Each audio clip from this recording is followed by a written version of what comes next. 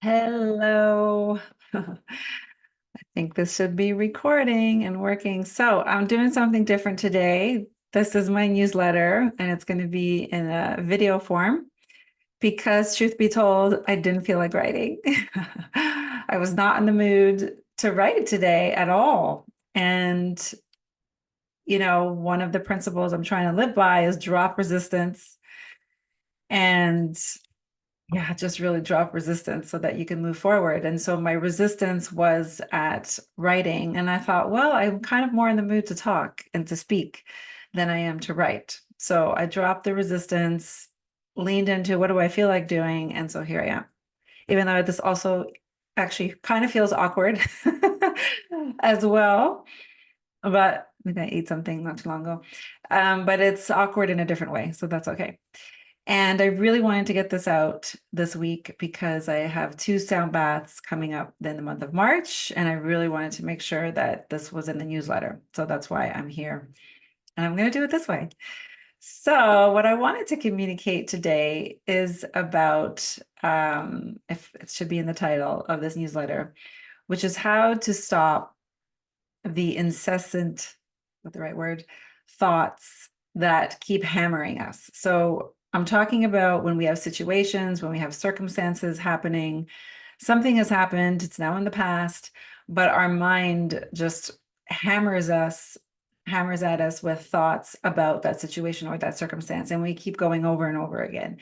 And then we have these feelings about it, and then we have thoughts about it, and then the thoughts feed the feelings, and the feelings feed the thoughts, and it's this like crazy loop.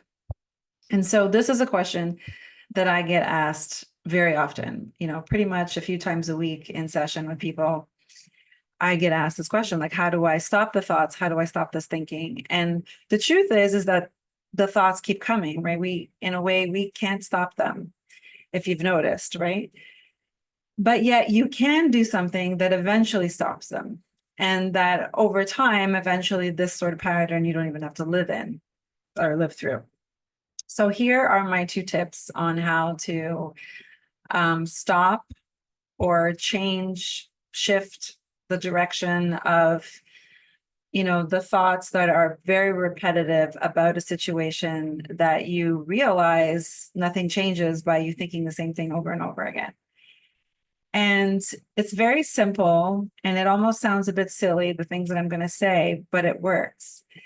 And I know it works because I do it. And, I pass this along to clients and they tell me it works. So the very simple tip that when you have a thought or feeling that is coming up about something that you just don't want to have that thought or feeling anymore because it's over and there's no point of thinking about this anymore, is to first, of course, pause and stop and notice that thought is there. So you need to have awareness.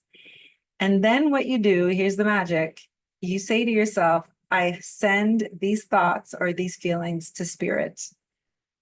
You could also say it divine, you could say God, you could put whatever word that you want that you feel comfortable with.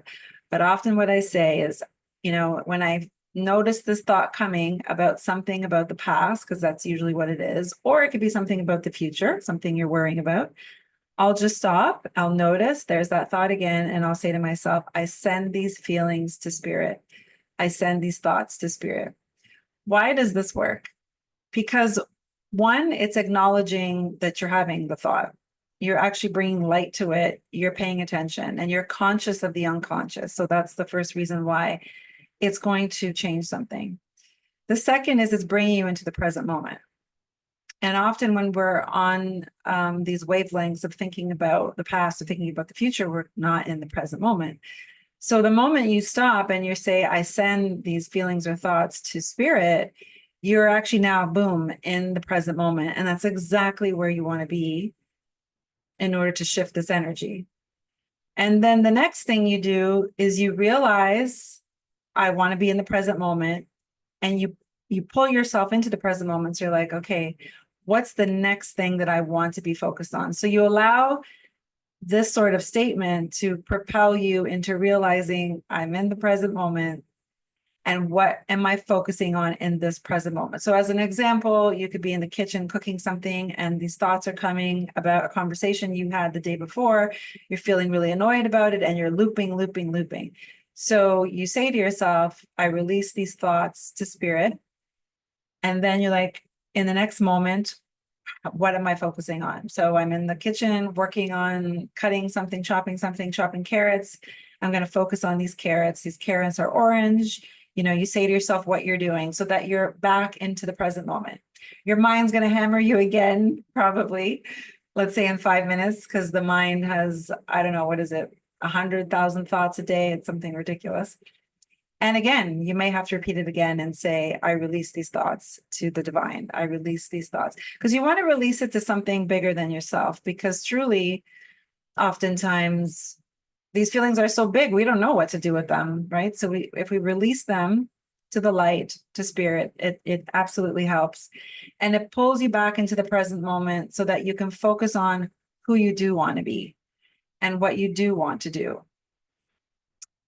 And I think that's about it. That's my tip and my information of how to get out of those stuck places that we can get into with our thoughts. And of course, if there's something bigger to what you're experiencing, then, it also can be helpful to talk to someone about it, either if you have a therapist or myself, if you need to flush it out with someone, a friend, and explain what you're feeling and what you're experiencing, that also can help. But oftentimes I would say you have to be careful on even doing that, because let's say if you call a friend can then enable the whole conversation to be further into negativity and further into looping, and you're further in complaining. And that actually gets you nowhere, and it gets you more fired up. And then you get off the call and then you're back into where you started. So sometimes that's not always the best move. But maybe to really flush it out with someone who can guide you through it so that you could see the higher perspective. Of course, the other thing you can do is journal. You could journal some of these heavy thoughts and feelings and see within that if there's a new perspective that could be gained from what you're experiencing. So I hope that helps. And yeah, I think this is a common thing that myself included, many of us experience of the negative mind, the egoic mind wants to keep revisiting something, and it needs an answer. It needs a solution. It wants closure at something. It wants to know the why. Usually what the mind is trying to figure out. But if we can pull back and understand that the mind is just giving us thoughts, and you don't have to necessarily participate in any of them, right? Especially if they're not serving you. So you can just watch the thought come and go and not play with that thought, and just allow it to be there and then allow it to go, which is what this practice actually does. Is it allows you to bring the unconscious conscious and really be participating in a very empowered and conscious way of how you want to feel in the next moment. Because the only thing that exists is the present moment all the time.